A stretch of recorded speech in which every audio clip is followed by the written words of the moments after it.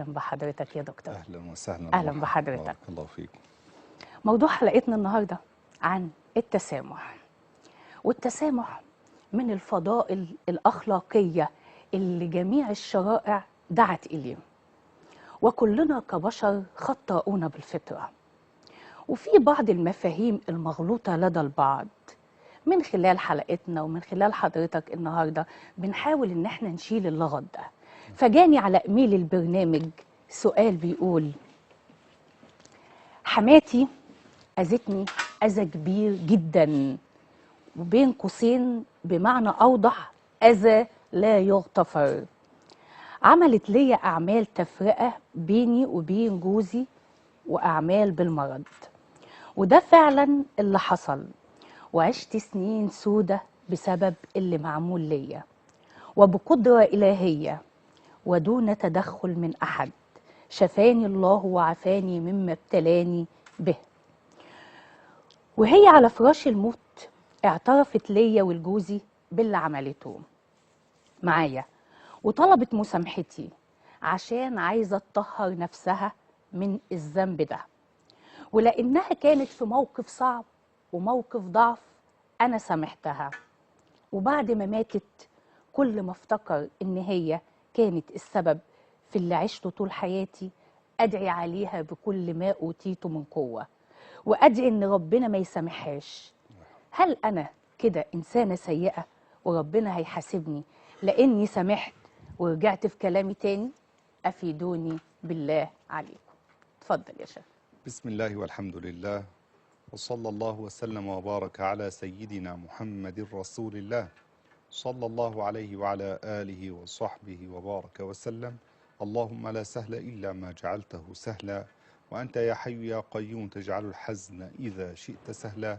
اللهم علمنا ما ينفعنا وانفعنا بما علمتنا وزدنا علما يا أرحم الراحمين. اللهم ارزقنا الإخلاص في القول والعمل والنية، آمين آمين يا رب العالمين. اللهم آمين. نحن في شهر شعبان المبارك، كل سنة وحضرتك وأنتم والسادة بالصحة المشاهدين والسلامة. طيبين. وقد ورد فيه سبحان الله هذا الموضوع مناسب لهذا الشهر الكريم، تمام. خلق التسامح. وورد في الحديث أن النبي عليه الصلاة والسلام الصلاة والسلام دلنا على فضل ليلة عظيمة الشأن والمقدار ويوم عظيم الشأن والمقدار في هذا الشهر الكريم، فقال صلى الله عليه وسلم: عليه الصلاة والسلام. إذا كانت ليلة النصف من شعبان فقوموا ليلها وصوموا نهارها، أي لاغتنامها، ويجوز قيام الليل، يعني قيام ليلها وصيام نهارها والاجتماع فيها على ذكر الله ونحو ذلك من الأعمال الصالحة. وورد أيضا أن النبي عليه الصلاة والسلام قال: يطلع الله إلى عباده في ليلة النصف من شعبان فيغفر الله لجميع خلقه إلا لمشرك أو مشاح. ومعنى يطلع الله إلى عباده معناه أن الله عز وجل ليس معناه أنه تعرض على الله أعمال فيتبين له شيء لم يكن واضحا ونحو ذلك. تمام. الله عز وجل عالم بكل شيء، لا يخفى عليه شيء في الأرض ولا في السماء. علم ما كان وعلم ما يكون وعلم ما سيكون وعلم ما لا يكون أن لو كان كيف كان يكون سبحانه وتعالى. لا يعزب عن علمه مثقال ذرة في الأرض ولا في السماء. إذا معنى الحديث يطلع الله إلى عباده يعني يغفر لهم مغفرة خاصة في هذه الليلة، يغفر لهم مغفرة خاصة في هذه الليلة. وهذا يبينه الحديث الآخر الذي ورد أن النبي صلى الله عليه وسلم قال للسيدة عائشة رضي الله عنها أنه لما جاء عندها ذات ليلة في شهر شعبان فلما دخل وخلع ثيابه فلبس وخرج، فالسيدة عائشة ظنت أنه خرج عند إحدى صويحباتها، عند إحدى نسائه، فخرجت خلف النبي عليه الصلاة والسلام فوجدته عند مقبرة البقيع في المدينة المنورة يسلم عليهم ويدعو الله لهم بالرحمة والمغفرة. فلما رأت ذلك فقالت قالت في نفسها يعني: يا رسول الله، أنت يشغلك أمر الآخرة ونحو ذلك وأنا تشغلني نفسي.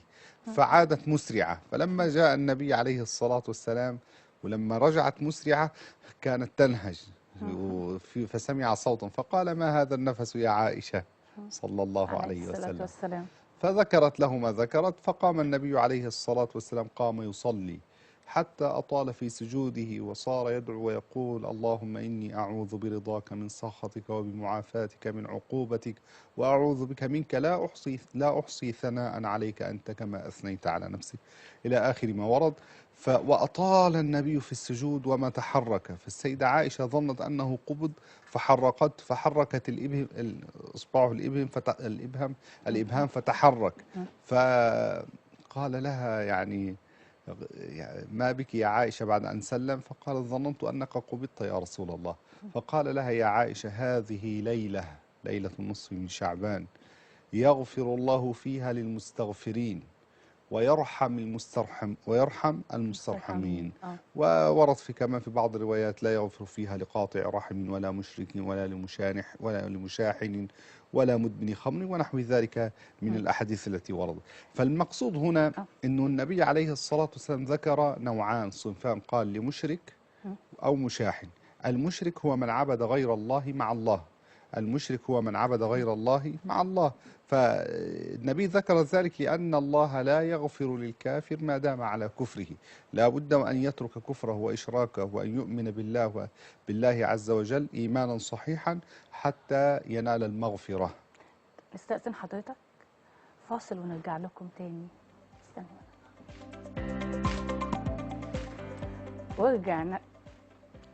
ورجعنا لكم بعد الفاصل، وبنواصل لقائنا مع شيخنا ومولانا الجليل، وبنتابع معاه إجابة سؤالنا. نعم. أنا شايفة يا شيخنا إن في الحالة بتاعتنا اللي هي يعني حالة السؤال اللي هي بتتكلم فيها، إن التجاوز عن الخطأ ابتغاء مرضات الله، وخصوصا إنها في دار الحق. طيب هي تعمل إيه عشان تتخطى وسوسة الشيطان بتاعها في إنها ما تدعيش على حماتها تاني؟ اتفضل. هو بالنسبة لهذه المسألة الله يقول في القرآن الكريم: فمن عفا وأصلح فأجره على الله. ونعم بالله. فيعني ماذا يحتاج الإنسان بعد يعني أن يحصل هذا الأجر العظيم من الله تبارك وتعالى؟ فأجره على الله. ونعم بالله. لا يجازى من زوج ولا من زوجة ولا من أخ ولا من أخت ولا مهما حصل من الدنيا. عايزين روشتة من روشتات حضرتك يعني تقولها لها يعني لوجه الله كده. فهي لما طلبت منها المسامحة فسامحت، ليس لها أن تعود في مسامحتها.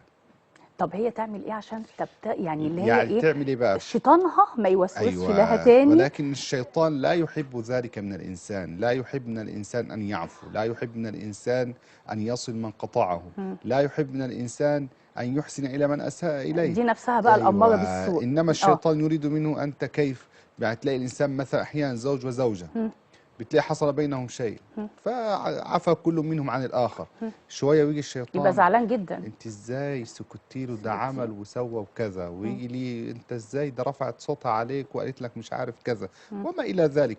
فهذه الأمور النفسية والتي يحركها الشيطان والنفس الأمارة بالسوء على الإنسان أن يخالفهما.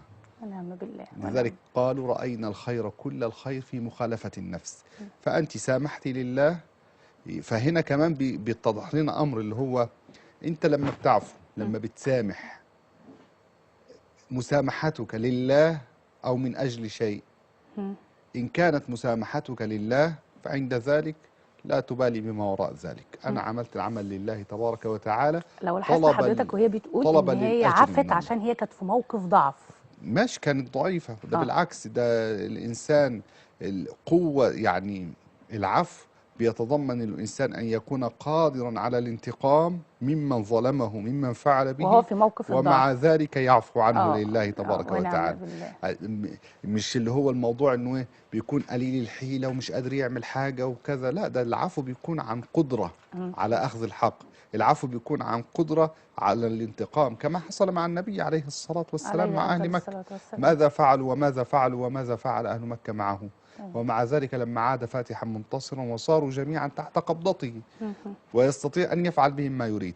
فلما سأله: ماذا تظنون أني فاعل بكم؟ فقالوا: أخ كريم وابن أخ كريم. فقال: اذهبوا فأنتم الطلقاء. عفى عنهم، لم يقتلهم، لم يفعل، لم ينتقم لنفسه. والسيدة عائشة تقول: ما انتقم رسول الله صلى الله عليه وسلم لنفسه قط. ما انتقم رسول الله لنفسه قط، ولكن كان وقافا عند حدود الله. إذا انتهكت محارم الله كان يغضب لله تبارك وتعالى. ونعم فأنا بالله. بقول لها خلف نفسك، خلف الهوى، خلف الشيطان، عصيهم، ما تمشيش ورا نفسك الأمارة بالسوء. يقولوا والنفس يعني والنفس كالطفل إن تهمله شب على حب الرضاع وإن تفطمه ينفطم. النفس عاملة زي الولد زي الصغير، الولد الصغير. لما بتيجي بتقفي وبتفطميه بينفطم، ولو تركتيه براحته وانا خايفة عليه وكذا بيبقى شاب برضه هي وبعده النفس نعم. هتفضل كذلك توسوس لك، او النفس هتفضل نعم. توسوس لك ينبغي وتقول على لك اعملي الإنسان، واعملي. أيوة الإنسان يعمل إيه؟ ينبغي عليه أن يملك نفسه. يقول لنفسه أنا القائد، أنا الذي أحركك، لست أنت التي تحركيني. تمام. أنا عفوت لله ولن أسمع لأي وسوسة من نفسي أو من شيطاني، وتعفو لله ويكون أجرها عظيم عند الله تبارك وتعالى، لأنه هذا فيه مجاهدة للنفس. وبقول لها يعني احذري من الدعاء عليها، انت سمحتي فليه تقعدي تدعي عليها؟ ومسألة كمان بعض الناس سبحان الله انا اتعجب، يقول لك انا بدعي عليه ان ربنا ما يسامحوش. يا اخي يعني الى هذا وصل بنا الحقد الى هذه الدرجة؟ وصل بنا الحقد إلى هذه صعبة الدرجة؟ أو صعبة. بعض الناس مثلا والعياذ بالله يتمنى لإنسان أن يموت على غير حسن الخاتمة. لا حول ولا قوة لأي إلا شيء، بالله. لأي شيء. ينبغي أن نطهر قلوبنا من الحقد والحسد والرياء والبغض وكل هذه الأمراض الفتاكة، كل هذه الأمراض الخطيرة التي كانت سببا في قسوة القلوب. ونعم بالله، ونعم بالله يا شيخ. قال تعالى: الذين ينفقون في السراء والضراء والكاظمين الغيظ والعافين عن الناس